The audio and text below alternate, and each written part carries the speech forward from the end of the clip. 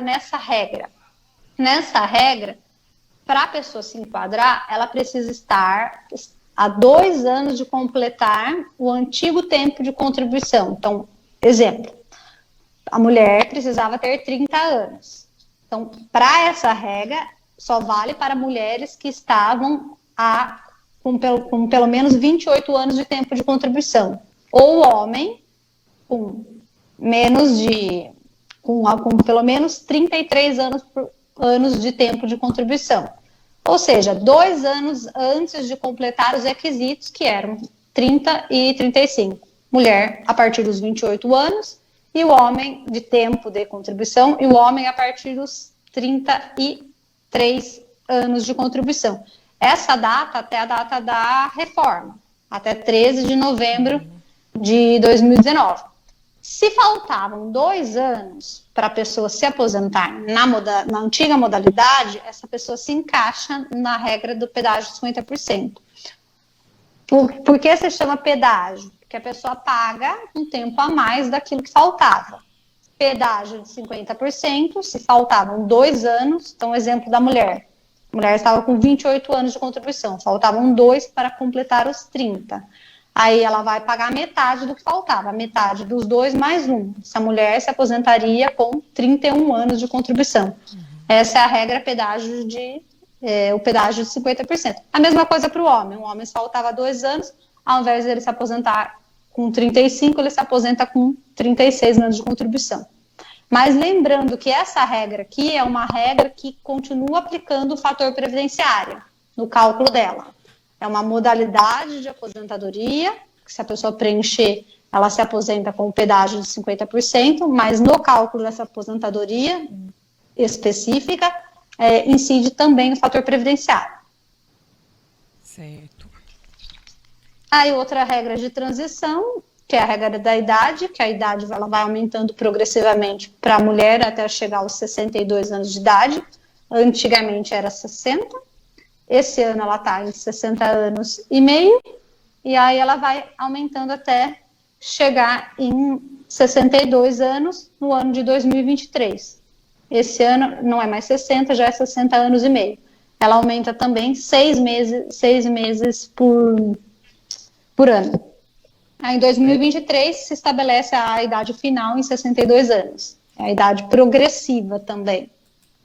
E a última regra, que é o pedágio de 100%, que funciona da mesma forma do pedágio de 50%, que é pagar um tempo daquilo que falta, só que aqui se paga literalmente o que faltava para a pessoa. Então, um exemplo, se faltava 4 anos para a pessoa se aposentar, na antiga modalidade tempo de contribuição, a pessoa vai ter que completar esses 4 anos e pagar mais 4. Por isso que chama pedágio de 100%. Só que para se encaixar nessa regra também tem uma idade mínima, que para a mulher 57 anos e para o homem 60 anos. Aí a pessoa paga a quantidade de anos literal, 100% do que faltava. Se faltavam 3, ela vai trabalhar os 3 e pagar mais 3. Então 6, faltavam 4 mais 4, 8. Mas tem que ter o requisito da idade mínima. Essas são as 5 regras de transição que estão vigorando atualmente. E lembrando que é importante também a pessoa verificar se ela não preencheu os requisitos antes das mudanças da lei. Se ela preencheu, aí ela vai entrar com a forma de cálculo antiga, e aí, nesse caso, precisam ser feitos pelo menos 6 estudos para essa pessoa, para verificar qual seria a melhor forma dela se aposentar, valor, benefício, etc. e tal.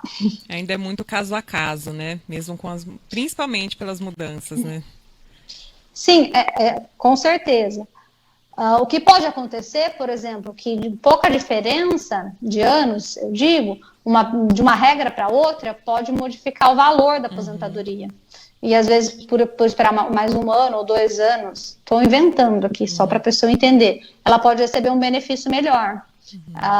Por isso que é importante não, tem que ser feito as 5 regras de transição, com as regras e com os valores. para a pessoa saber o ano que ela completa cada uma dessas regras e o respectivo valor de cada uma das aposentadorias em cada uma dessas datas. E aí ela escolher, né, aquilo que ela achar que é mais conveniente e melhor para ela. Certo.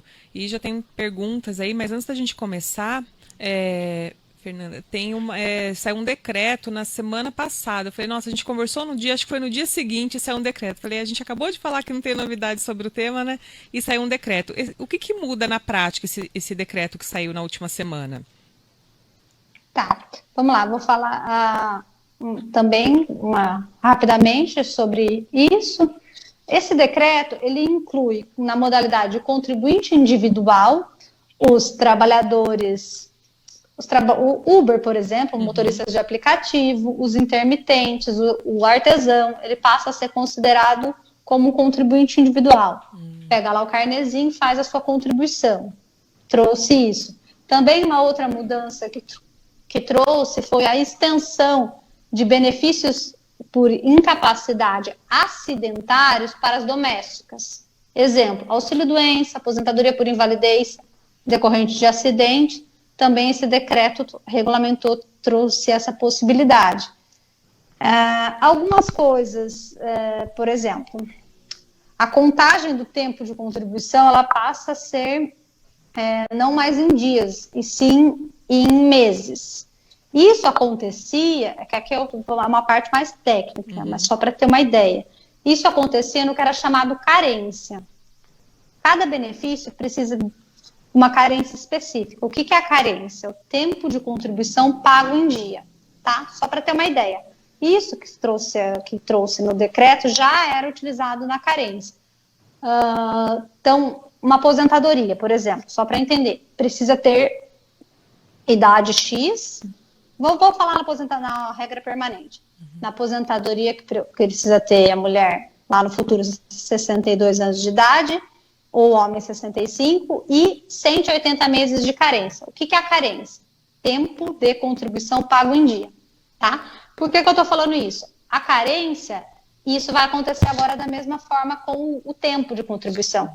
A carência, um exemplo, se a pessoa pagou lá a contribuição dela, ela começou a trabalhar, começou a pagar no dia 28 do mês, não é contado só, e aquele mês tiver 30 dias, só 2 dias. Conta o mês inteiro. Então, na carência, pega o mês cheio, do dia 1 ao dia 30. Ela ganha mais dias. E isso já acontecia, isso já era uma regra da carência. Agora também trouxeram isso para o tempo de contribuição. Não ser computado apenas em dias, e sim computar o mês cheio. Nesse exemplo que eu dei ali, por exemplo, da carência, se a pessoa trabalhou, começou a pagar no dia 28, mesmo assim, ela vai pegar no cômputo da carência os 30 dias. Essa é uma regra bem interessante. Aí um cadastro que vai ser feito no INSS para quem é trabalhador de regime de economia familiar, isso já faz um tempo que vem sendo levantada essa ideia. Tem mais coisas aqui, mas eu vou trazer vou apontar só as mais importantes. Dependência econômica, isso é interessante. O INSS, normalmente, ele exigia 3 provas para comprovar a dependência econômica. Nesse decreto, ele permite a possibilidade de apenas 2 provas.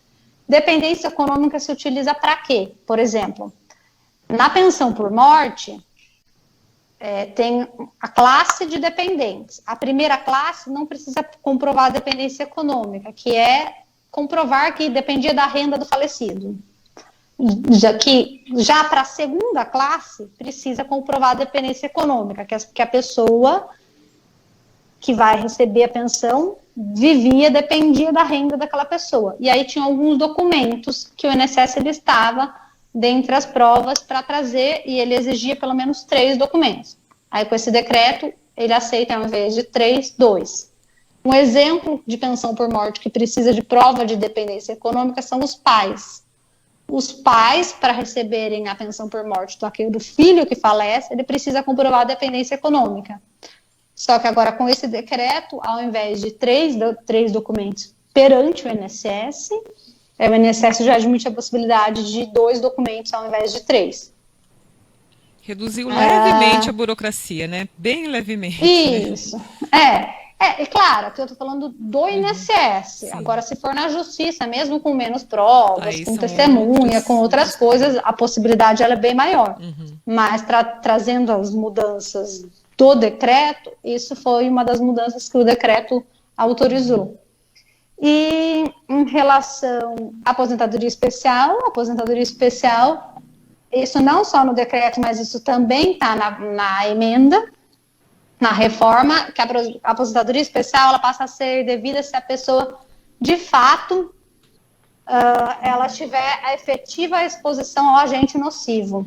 Ou seja, se ela ficar doente, não basta a mera exposição, ou talvez ela tem que comprovar que ela adquiriu alguma coisa, alguma doença, aquilo fez mal para a saúde dela, para caracterizar. Isso está no decreto, mas isso também já estava lá na reforma da Previdência. É um prejuízo para pessoas que trabalham com insalubridade, infelizmente, mas é assim que está disposto. Deixa eu ver o que eu acho de interessante.